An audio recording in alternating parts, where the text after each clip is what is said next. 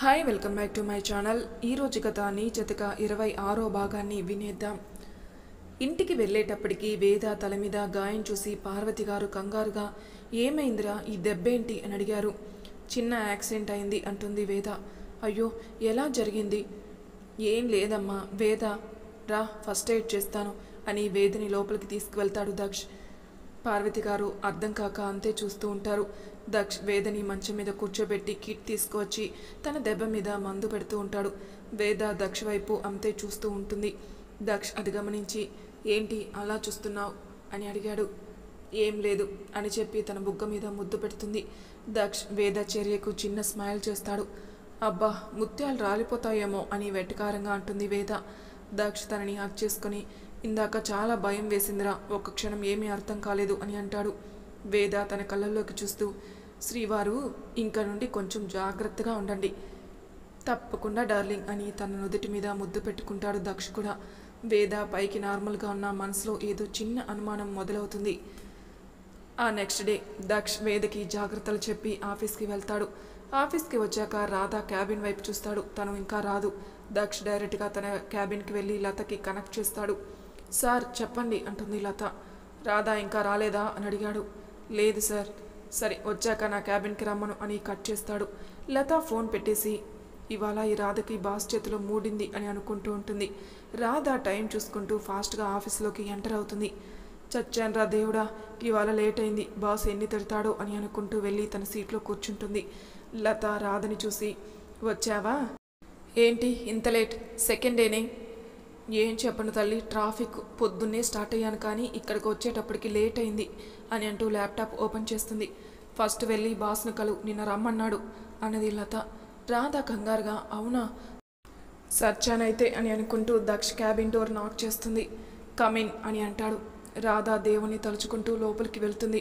దక్ష్ తన పని చేసుకుంటూ తలెత్తి చూడకుండా ఈ ఫైల్స్ తీసుకువెళ్ళి పీపీటీ రెడీ చేయి. సరే సార్ అని ఫైల్స్ తీసుకుని వెళ్తూ ఉంటుంది.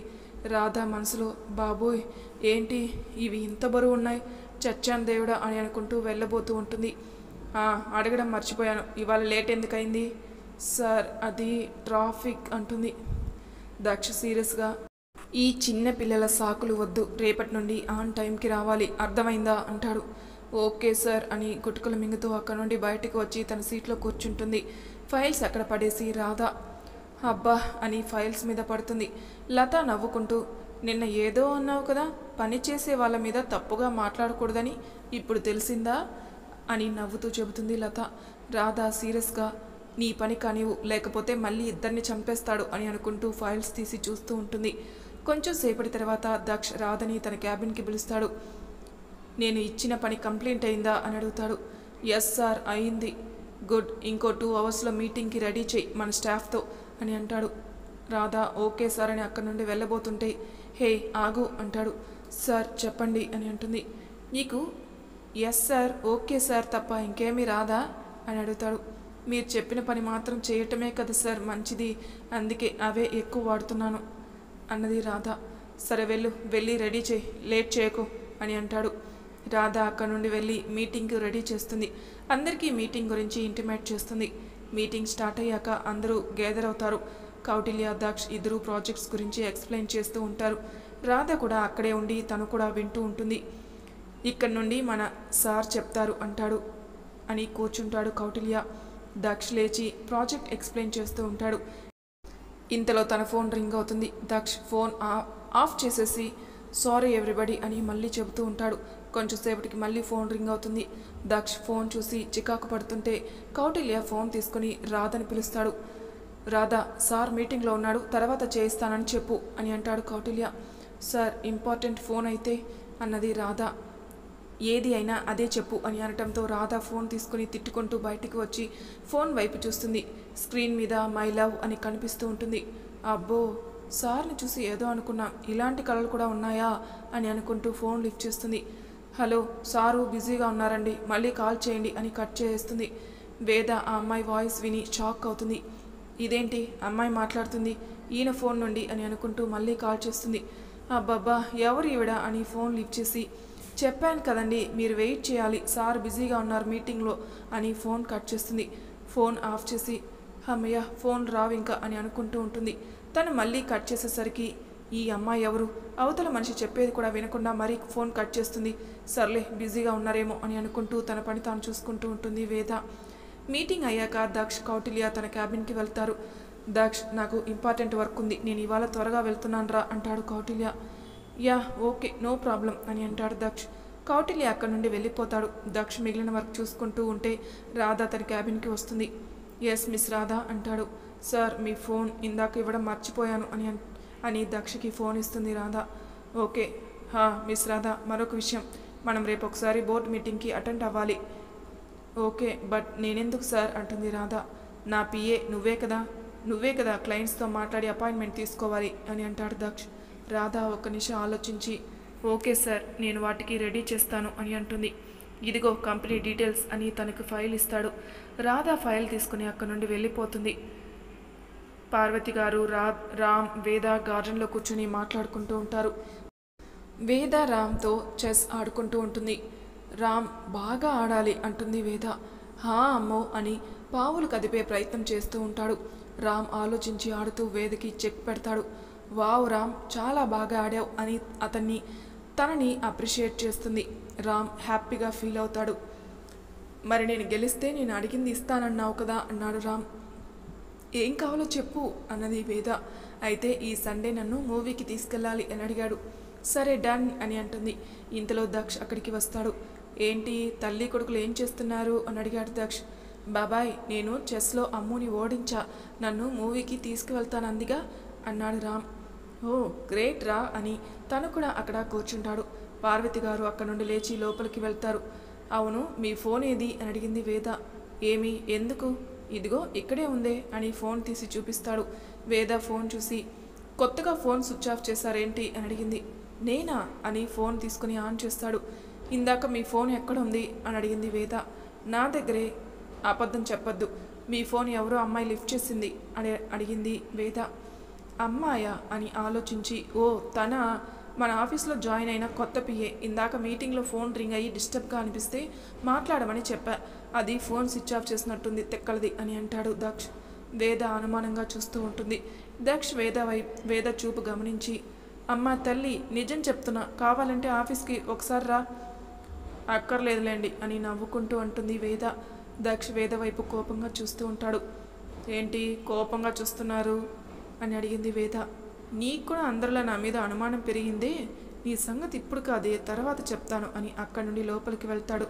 వేద మాత్రం నవ్వుకుంటూ దక్ష్ వెళ్ళిన వైపే చూస్తూ ఉంటుంది. కొంచెం సేపటి తర్వాత వేద పనులు పూర్తి చేసి తన రూమ్కి వెళ్తుంది. దక్ష్ ఎవరితోనో ఫోన్ మాట్లాడుతూ ఉంటాడు. వేద అలసిపోయి మంచం మీద కూర్చుంటుంది. దక్ష్ ఫోన్ మాట్లాడి తన దగ్గరికి వస్తాడు. వేద పక్కన కూర్చుంటూ దెబ్బ తగ్గిందా అని అడిగాడు. తగ్గింది, పర్లేదు. ఆ అమ్మాయి సాయంత్రం ఫోన్ చేస్తే అసలు వినలేదు తెలుసా, వెంటనే కట్ చేసింది. అవునా, అదో టైపులే అన్నాడు దక్ష్. మంచి వాళ్ళే దొరుకుతారు మీకు అందరూ అని వెటకారంగా అంటుంది. దక్ష్ కూడా నవ్వుతూ వాళ్ళ సంగతి వదిలే అని తనతో కబుర్లు చెప్తూ ఉంటాడు దక్ష్. రాధా క్లయింట్ కంపెనీకి కాల్ చేసి అపాయింట్మెంట్స్ తీసుకుంటుంది. నెక్స్ట్ డేకి అన్నీ రెడీ చేసుకుంటుంది. ఆ నెక్స్ట్ డే వేద రామ్ని రెడీ చేస్తూ ఉంటుంది. దక్ష్ మీటింగ్కి కావాల్సినవి రెడీ చేసుకుంటాడు. వేద దక్ష్ రూమ్లోకి వచ్చి దక్షిని చూస్తూ ఉంటుంది. వేద తన వైపు చూస్తుండడం చూసి దక్ష్ పని ఆపి తన దగ్గరికి వస్తాడు. ఏమైంది, ఏమన్నా చెప్పాలనుకుంటున్నావా అని అడిగాడు. కానీ వద్దులే అన్నది వేద. అబ్బా ఏమైంది చెప్పు, ఏం అడగాలనుకుంటున్నావు? ఏదేలో వదిలేయండి, మీరు ఆఫీస్కి వెళ్ళండి, లేట్ అవుతుంది అన్నది.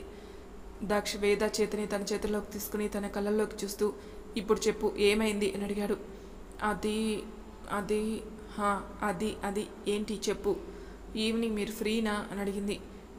ఏమన్నా పనుందా అని అడిగాడు. ఏం లేదు, మీతో మూవీకి వెళ్దామని అని అడిగింది వేద.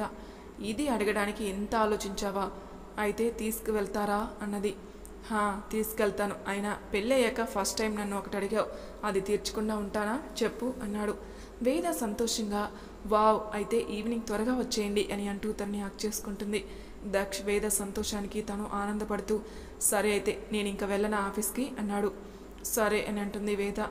దక్ష్ వేదని హక్ చేసుకుని ఆఫీస్కి వెళ్ళిపోతాడు. దక్ష్ ఆఫీస్కి వెళ్ళాక రాధా తన క్యాబిన్కి వస్తుంది. ఏంటి మిస్ రాధా అని అడిగాడు. సార్, క్లయింట్తో మీటింగ్కి రెడీ చేయమన్నారు కదా, వాళ్ళ దగ్గర అపాయింట్మెంట్ తీసుకున్నాను. గుడ్. ఏ టైంకి అటెండ్ అవ్వాలి అని అడిగాడు. ఆఫ్టర్నూన్ 3కి తాజ్లో మీట్ అవుతానన్నారు సార్ అన్నది. ఓ, అయితే వాళ్ళతో ఏం మాట్లాడాలో అన్నీ ప్రిపేర్ చేయి అన్నాడు. సరే సార్ అని తన క్యాబిన్ నుండి బయటికి వస్తుంది రాధ. దక్ష్, కౌటిల్య లేనందుకు వర్క్ లోడ్ తన మీద పడుతుంది. రాధ కూడా మీటింగ్కి కావాల్సిన మ్యాటర్ మొత్తం రెడీ చేస్తుంది. మధ్యాహ్నం 1:30 అయింది. లత మిగతా కొలీగ్స్ లంచ్కి వెళుతూ రాధా రా భోజనం చేద్దాం అని పిలిచింది. ఆహా, నాకు ఆకలి లేదు, మీరు వెళ్ళండి, ఇదైతే మళ్ళా మీటింగ్కి వెళ్ళాలి అన్నది రాధ. సరే నీ ఇష్టం అని తను వెళ్ళిపోయింది. రాధ కొంచెంసేపటికి వర్క్ కంప్లీట్ చేసి అమ్మయ్య వర్క్ అయింది అని అనుకుంటూ వాచ్ చూస్తుంది. రాధ కంగారుగా అమ్మో అప్పుడే టైం 2 అవుతుంది, 3కి మీటింగ్ ఉంది, సార్కి చెప్పాలి అని అనుకుంటూ దక్ష్ క్యాబిన్కి వెళ్తుంది. సార్, మనం మీటింగ్కి వెళ్ళాలి అంటుంది. యా, ఈ ఫైల్స్ తీసుకుని పదా అని తను లేస్తాడు. ఆఫీస్ బాయ్ వచ్చి దక్ష్ బ్యాగ్ని కార్ దగ్గరికి తీసుకుని వెళ్తాడు. దక్ష్, రాధ కార్ దగ్గరికి వస్తారు. దక్ష్ కార్ ఎక్కేస్తాడు. రాధ అయోమయంగా చూస్తూ ఉంటుంది. ఏంటి ఎక్కవా, దీనికి కూడా బొట్టు పెట్టి చెప్పాలా అంటాడు. సారీ సార్ అని కార్ బ్యాక్ డోర్ ఓపెన్ చేస్తుంది. ఏంటి, నేను నీకు డ్రైవర్ అనుకున్నావా అని అంటాడు దక్ష్. రాధ కంగారుగా సారీ సార్ అంటుంది. అని ముందుకు వచ్చి కూర్చుంటుంది. అలా ఇద్దరు తాజ్ హోటల్కి వెళ్తారు. అలా మీటింగ్కి అటెండ్ అవుతారు. మరి తర్వాయి భాగంలో ఏం జరుగుతుందో నెక్స్ట్ ఎపిసోడ్లో తెలుసుకుందాం. అంతవరకు నా ఛానల్ని సబ్స్క్రైబ్ చేయని వాళ్ళు ప్లీజ్ సబ్స్క్రైబ్ చేసుకోండి, లైక్ చేసి షేర్ చేయండి, మీ అభిప్రాయాలు నాకు కామెంట్ రూపంలో తెలియజేయండి. Thank you for listening.